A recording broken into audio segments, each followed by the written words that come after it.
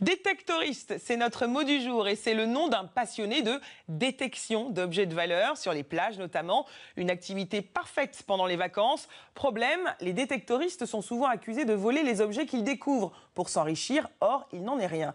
Reportage de Samuel Duhamel. Vous pensez que ces détectoristes s'enrichissent en cherchant des pièces de monnaie et des métaux précieux? Perdu. On a découvert que 2 boîtes de conserve, une sardine de tente de camping. Car contrairement aux idées reçues, la majorité des détectoristes ne gagnent rien en sondant le sable, mais aussi les forêts et les champs. Leur objectif, trouver des objets historiques. Ah, super. Ah, une boucle médiévale avec une belle patine. On fait ressortir un peu l'histoire de l'objet en le découvrant à nouveau, on lui donne une seconde vie. Vaut mieux cela que de le laisser en terre.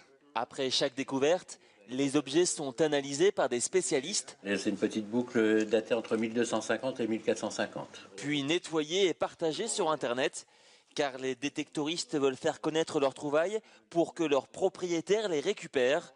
C'est ce qu'a fait Dan après avoir retrouvé cette alliance en or et en argent sur une plage de la Côte d'Opale. Dès que je vois qu'il y a un nom, une date de mariage et tout ça, d'office c'est un challenge. Il faut retrouver la personne qui a perdu ça.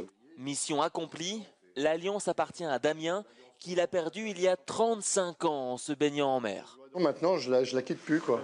Puis je suis tout le temps en train d'y toucher. C'est intérieur, quoi. C'est quelque chose. C'est quelque chose qui était inespéré. L'an dernier, les détectoristes de la Côte d'Opale ont rendu une plaque militaire américaine de la Seconde Guerre mondiale à son propriétaire. Elle avait passé plus de 60 ans sous terre. Un grand moment d'émotion pour cet ancien soldat américain.